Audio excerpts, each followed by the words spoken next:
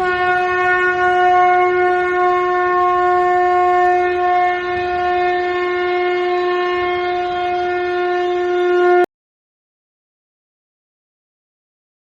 भगवान का ऋषभ अवतार इतने सुंदर रूप से हुआ है। भगवान ऋषभ ने अवतार लिया था।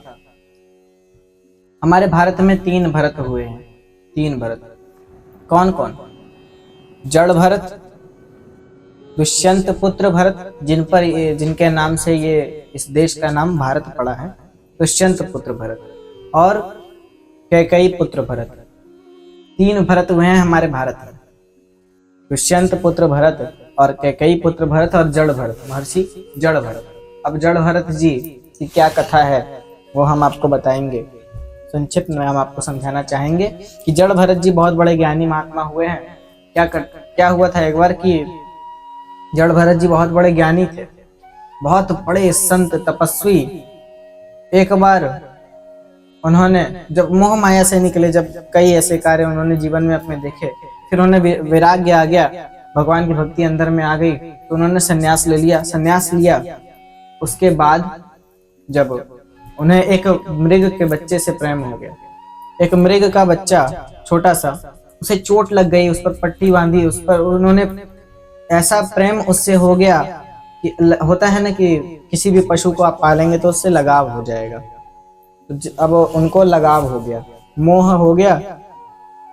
तो उनके मरने के समय भी उनके दिमाग में उस मृग के बच्चे की, देखिए संत होने के बावजूद उनके दिमाग में उस मृग के बच्चे की, अगर वो खाया है कि नहीं, बेटा खाया होगा कि नहीं वो बच्चा, हाँ हमारा बच्चा खाया होगा कि नहीं, ये टेंशन उनके दिमाग में घूमने लगी। और इस टेंशन की वजह से मरते समय उन्होंने उस मृग के बच्चे का ध्यान किया, टेंशन की वजह से, तो उन्हें अगला जन्म मृग के बालक का, मोक्ष नहीं हो पाया, मोक्ष होते होते रुक गया, उनका अगला जन्म मृग का मिला, मृग का जन्म मिला, हिरण का।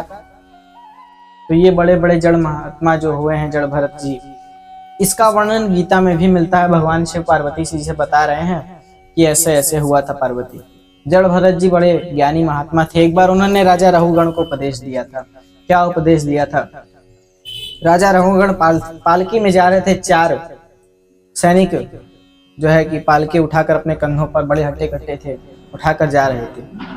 किसी कारणवश अब क्या होता था कि जड़ भरत जी जमीन में देखकर चलते थे कि कोई चींटी पर भी ध्यान देते थे कि चींटी हमारे पांव से दब करके मर ना जाए, किसी पशु को हानि ना पहुंचे हमारी वजह से, इसलिए चींटी को बचा बचा के चलते थे, पैरों से बचा बचा के चलते थे, उछल उछल के, थोड़ा बहुत उछल उछल के चलते थे, पैरों से बचा करके कि चींटी मर ना जाए तो हमें पाप लगेगा। तो अब उन्होंने देखा कि, अब राजा ने देखा कि ये मेरा रास्ता रोक रहा है, गलती से बीच में आ गए, तो राजा ने देखा कि रास्ता रोक रहा है, ओह तो इसी से पालकी जुतवाओ, पालकी इसी के कंधे पर डालो।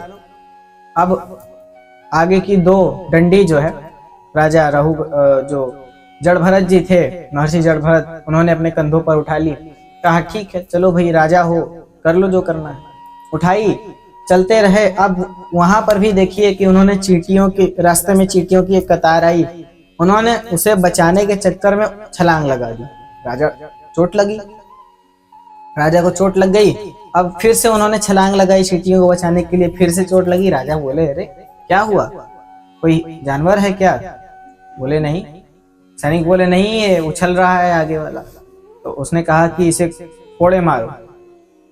लगाए गए कोड़े, जब उन्हें दंड दिया गया तो राजा ने, अब जड़ भरत जी हंस रहे हैं। जड़ भरत जी ने, राहुगण ने पूछा कि क्यों आप हंस क्यों रहे हैं? तो जड़ भरत जी ने कहा, हे महात्मा, हे राजन, तुम महात्मा हो के भी अधम कार्य कर रहे हो और अभी भी इस मोह माया के जाल में फंसे हुए हो। ये सुख 4 दिनों के हैं, 4 दिनों के बाद खत्म हो जाएंगे। 4 दिनों की प्रीत जगत में 4 दिनों के नाते हैं, तन के नाते ही मिटते, सारे नाते मिट जाते हैं। अब रहुगण जी को उपदेश दे रहे हैं, राजा रहुगण को जड़ भरत जी। रहुगण जी ने उपदेश को ग्रहण किया, रोने लगे, तुरंत धड़ाम से दंडवत हो गए पैरों में रहुगण जी के। जड़ भरत जी के दंडवत हो गए राजा रहुगण कि आप जैसा महात्मा युगों युगों में कभी कभार देखने को मिलता है, हमारा सौभाग्य है कि आप जैसा महात्मा के दर्शन हमें हुए। जड़ भरत जी ने आशीर्वाद दिया, उन्हें विदा किया। अब राजा चले। राजा ने सारा मोह माया त्याग दिया। राजा नंगे पांव चल दिए और भगवान के परम पद को प्राप्त किया। अंत समय में जड़ भरत जी ने भी भगवान के अगली बार जब मृग का उन्होंने जन्म लिया, तो ये हमें ध्यान देना चाहिए कि मरते समय जो आदमी सोचता है, मरते समय सोच लिया कि हमें मीन बनना है, मछली का ध्यान आ गया तो मछली अगले जन्म में बन के आएगा, मछली खाने का ध्यान आया तो मछुआरा बन के जन्म लेगा, या और भी कुछ। भगवान का ऊपर जो लोक है, उसके ऊपर जो शिशुमार चक्र है, वहां तक उसका पहुंचना जाए। अच्छा, भगवान के इस ऊपर जब जाएंगे, जब लोक है ब्रह्मांड के, भगवान के लोक में एक शिशुमार चक्र आता है, जिसकी परिक्रमा कई संत मुनि, कई दिव्य आत्माएं करती रहती हैं। लगातार परिक्रमा उस शिशुमार चक्र की, लगातार भगवान के शिशुमार चक्र की सभी परिक्रमा करते रहते हैं। परिक्रमा जब भगवान, जब ब्रह्मांड के नीचे जो सबसे नीचे लोक है, ब्रह्मांड को अपने फण पे धारे हुए भगवान संकर्षण पृथ्वी को, अपने सृष्टि को अपने फण पे धारे हुए, सरसों के दाने के समान धारे हुए हैं। इस पृथ्वी को सरसों के दाने के समान ये संकर्षण देव जी जो हैं, शेषनाग जी, वो सरसों के दाने के बराबर उनके फण पे ये पृथ्वी रखी हुई है। इतनी बड़ी भगवान है कि सांस भी लेंगे तो पृथ्वी हिल मिल जाएगी, भूकंप आ जाएगा, सृष्टि खत्म। तो सांस भगवान नहीं लेते हैं। कुछ लोग कहते हैं कृत्रिम अगर उसमें आएगा, प्राकृतिक रूप से भूकंप आता है कि बम वगैरह फटे या कुछ भी हुआ, तो भूकंप आना स्वाभाविक है। कभी कभार ऐसा होता है कि भगवान श्वास ले लेते हैं तो भी भूकंप आ जाता है। ये कोई कह नहीं सकता कि श्वास लेने से आया है, कि बम फटने से आया है, कि क्या हुआ। तो भगवान नीचे हैं, संकर्षण देव जी कभी सांस नहीं लेते, पृथ्वी पर अपने आप को कंट्रोल किए रहते हैं और फण पे अपने पृथ्वी को धारे हुए। जब आप पाताल गंगा दर्शन करने जाएंगे तो वहां भगवान संकर्षण देव मिलेंगे आपको, ऐसे पृथ्वी को धारण किए हुए, ऊपर अपने फणों पे धारण किए हुए संकर्षण देव जी का मंदिर है आगे, ये पृथ्वी पर है कहीं पर।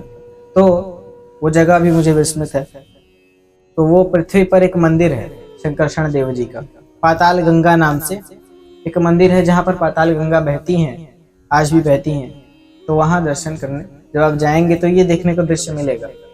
नरकों में भी होता है, नरक वर्णन मिलता है हमारे पुराणों में कि जो पापी पाप करके जाता है, जो भगवान का स्मरण अंत समय में नहीं करता, उसे नरक मिलता है।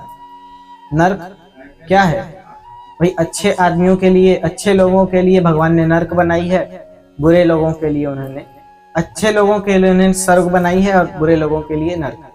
अच्छे लोग स्वर्ग में जाते हैं, बुरे लोग नरक में जाते हैं। अब ये जैसे फोटो पे लिखवा देते हैं, कोई कोई भी, हमने पहले बार भी बताया था कि स्वर्गीय लिखवा देते हैं। कोई, हम लोग तो जानते हैं नहीं कि हम लोग स्वर्ग की इच्छा करते हैं। अगर स्वर्ग से ऊपर भी इच्छा करें तो बहुत कुछ है। स्वर्ग से ऊपर, स्वर्ग कुछ नहीं है, स्वर्ग से ऊपर भी बहुत कुछ है, लेकिन स्वर्ग की ही इच्छा हम लोग करते हैं तो फिर स्वर्ग मिलेगा, मोक्ष नहीं मिलेगा। स्वर्ग मिलेगा, मोक्ष नहीं मिलेगा। मोक्षीय बनिए, स्वर्गीय मत बनिए। तो स्वर्ग के वासी अगर बनना चाहते हैं तो स्वर्ग की ही कामना से जाइए, मरिए, लेकिन अच्छे कर्म कीजिए और उन कर्मों का फल लेकर ही स्वर्ग को आप जा सकते हैं। बुरे लोगों के लिए नरक बनाई गई है। नरक कई प्रकार के हैं और नरकों में जो बुरे लोग होते हैं उनके नाक में सीकड़ बांध के या उनके कानों में सीकड़ बांध के, भगवान गरुड़ पुराण में बताया गया है कि उन्हें अनेक तरह की यातनाएं दी जाती हैं। कभी तीखे वृक्षों के पत्तों से जो है कटाया जाता है, कभी जंतुओं से कटाया जाता है। जो यहाँ तक कि जो वैतरणी नदी है, वैतरणी जिसको गंगा का उग्र रूप भी कहा गया है, वैतरणी, उसके किनारे हड्डियों से बने हुए हैं और रक्त की नदी है, पूरा खौलता हुआ खून है। और पापी मनुष्य को आया देख कर ही उस नदी का पानी और उबलने लगता है। और जब वो झूठ बोलता है कि भैया जो उस नदी का रहता है, भगवान जो रहते हैं अवतार लेकर आते हैं उस नदी को खेने के लिए, कहते हैं कि आओ, अगर तुम्हारा पुण्य है तो इस नौका में बैठ जाओ। बोलेगा हाँ हमारा पुण्य है, तो उस झूठ को पकड़ लेगा, वो नदी का पानी उबलने लगता है और ज्यादा तेज, अगर वो झूठ बोलेगा तो। अब उसी झूठ, अगर उसका पुण्य ना होगा तो झूठ अब झूठ बोलेगा तो उसे उसी नदी में घसीटते हुए ले जाया जाएगा, घसीटते हुए। और अगर पुण्य होगा तो उसे आदर सहित उठा करके नदी पार कराई जाती है। भवसागर, हम लोग कहते हैं भवसागर से पार करा देना, असल में वैतरणी नदी से पार जाना होता है। भवसागर तो अलग है। भवसागर से पार जाना भी संभव है, लेकिन कोई जाना ही नहीं चाहता आज के समय में, तो क्या। भगवान जो गंगा है, जो गंगा माता है, वो वैतरणी गंगा माता का उग्र रूप है। और गंगा माता आई कैसे पृथ्वी पे? 3 गंगा आई। पाताल गंगा, पाताल गंगा स्वर्ग में भी गंगा गई, आकाश गंगा जिन्हें कहते हैं, और पृथ्वी पर गंगा आई जिन्हें जानवी कहते हैं, जानवी जिनका नाम है। तो एक बार क्या हुआ कि भागीरथ ने सागर के 60,000 पुत्र को जब भस्म हो गए और उनकी मुक्ति के लिए जब सागर ने प्रयास किया, कुछ नहीं हुआ, तब उसकी पीढ़ी, जो आगे आने वाली पीढ़ी थी, जब भगीरथ हुए, तब भगीरथ ने गंगा को प्रसन्न किया और गंगा को प्रसन्न करके उन्हें पृथ्वी पर लाया। तो पृथ्वी पर लाने के बाद भगवान शिव की जटाओं में बंध गई। अब जटाओं में तो बन गई, लाया कैसे जाए? तो भगवान शिव को भी उन्होंने प्रसन्न किया और भगवान शिव ने जटा थोड़ी सी खोली, 3 धाराएं निकली। पहली धारा, हाँ, 3 धाराएं निकली जो तीनों अलग अलग जगह गई। पहली धारा पृथ्वी लोक पे, दूसरी गई पाताल प्रभावती नामा, गई पाताल प्रभावती नामा, मंदाकिनी गई गगन ललामा, मृत्यु लोक जाह्नवी सुहावनी। जब पढ़ेंगे गंगा अवतरण श्री रामचरितमानस में भी दिया है, इसका वर्णन मिलता है आपको गंगा अवतरण का। तो जब आप रामचरितमानस को पढ़ेंगे तो उसमें भी दिया है, वर्णन किया गया है, और गंगा चालीसा में भी इसका वर्णन किया गया, तुलसीदास जी ने लिखा है। तो रामायण तुलसी रचित, ये जो रामायण है उसे आप सभी पढ़िए और बच्चों को भी पढ़ाइए, क्योंकि बच्चों आजकल फोन में लग जाएंगे, तो फोन में लगने के बाद चश्मे मोटे मोटे लगने तय हैं, और अगर किताब देखेंगे तो ज्ञान लगना तय है, ज्ञान आना तय है। चश्मा, भाई चश्मे वाली चीज लगाएंगे तो चश्मा लगेगा, अगर ज्ञान की चीज लगाएंगे तो ज्ञान मिलेगा। अपने बच्चों को अपनी संस्कृति के बारे में जागृत रखने का प्रयास ज्यादा से ज्यादा आपका होना चाहिए, क्योंकि आज फ्रांसीसी क्रांति अगर पढ़ाई जाती है तो भारत के बारे में कितना पढ़ाया जाता है, ये भी अगर सवाल उठे तो कभी इस सवाल पर भी गौर कीजिएगा। पर अपनी संस्कृति के बारे में जानना आवश्यक होता है। ये आवश्यक नहीं कि किस किताब से, किस किताबी कीड़ा मत बनिए, कहा गया किताबी कीड़ा से कुछ नहीं होगा, किताबी कीड़ा बनने से। ज्ञान जहां से भी मिले बटोर लेना चाहिए। लाओ भैया ज्ञान दे रहे हो। कुछ लोग कहते हैं ये देखो हमें ज्ञान दे रहा है, घमंड होता है उनके अंदर, वो कहते हैं कि देखो हमें ज्ञान दे रहा है। तो ऐसा ना हो, ज्ञान जहां से भी मिले उठा लिया, क्योंकि ज्ञान ही आपको अंत में भवसागर से पार करा सकता है। तो ये जो हमारे भागवत जी की कथा है, आज तृतीय दिवस की कथा संपूर्ण होती है। इसी के साथ तृतीय दिवस की कथा जो है आज संपूर्ण होती है। आप सभी जो आए इतनी बड़ी बड़ी संख्या में आज तृतीय दिवस की कथा सुनने, पहले दिन की दूसरे दिन के मुकाबले आज ज्यादा संख्या है। तो ये जो तृतीय दिवस की कथा समाप्त हो गई, आप सभी के साथ से, आप सभी के सहयोग से आज तृतीय दिवस की कथा समाप्त होती है। मिलते हैं अगले दिन की कथा में, मिलते हैं कल। हम लोग मिलेंगे और कल इसी उत्साह के साथ, इसी उमंग के साथ हम लोग मिलेंगे और कुछ नया लेकर, कुछ नया समझने के लिए हम लोग, कुछ आगे कथा बढ़ेगी, थोड़ा सा हंसी मजाक होगा, थोड़ी सी कथा और आगे बढ़ेगी, हम लोग और ज्यादा इसका लाभ ले सकेंगे भगवान की कथा का। 7 दिन हम आपके साथ यूं ही रहेंगे, समय देंगे। तो आज तृतीय दिवस की कथा संपूर्ण होती है। मिलते हैं कल की कथा में, अर्थात चौथे दिवस की कथा में। आप सभी को हमारी ओर से जय श्रीमन नारायण, जय श्री राधे। आप सभी का कल्याण हो और सभी का जीवन सुखी हो। जय श्री राधे।